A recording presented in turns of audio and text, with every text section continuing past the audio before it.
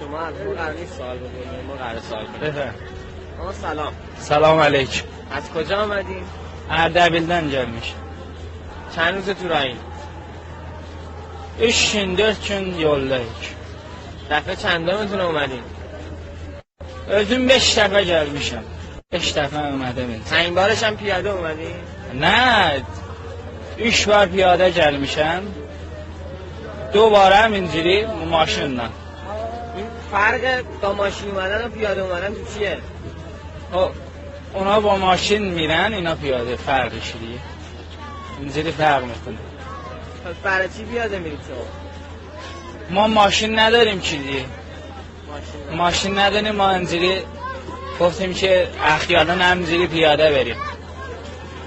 تو این پیاده روی خاطره خوبی، چیز خوبی هم دیدید تا حالا؟ خاطرانه چی ندیدم ولی آدم زیاد دیدم، ولی خاطرانه من اصلا اینجا ندیدم. شبکه 3'dendi پخش edileceği gece. Fars tıraş. بله فارس tıraş. از دو چه بودی؟ ما اردبیل'den. من از خرمشهر اومدم. خب چشم. خانه داری؟ خدا. بله. مردم میان همسی دوست دارن که این فیلم‌ها بیفتن و عراقی برادرای فیلمبردار ایرانی؟ ایرانdan gelmiş. ما از منطقه خرمشهر با شما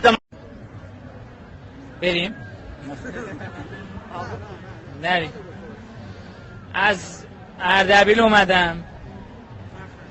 بعد دی بپرسی، نه فقط گفتی از کجاdan اومدی. کجا میری؟ این وری میریم. این وری به کجا میره؟ والا نمیدونیم، نرفتیم چه ببینیم، حالا بریم ببینیم چی میشه دیگه. از کجا اومدی؟ از این ور اومدیم. برای چی داری میری؟ حالا خب این ور نمیشه بره، همه دارن میرن این ور. همه کجا ما میرن؟ نمیدونم، من از کسی نپرسیدم، بچه‌ها دیدم همه این ور میرن، من گفتم اینجا بریم ببینیم چی میشه. چند دویم بار داری میری؟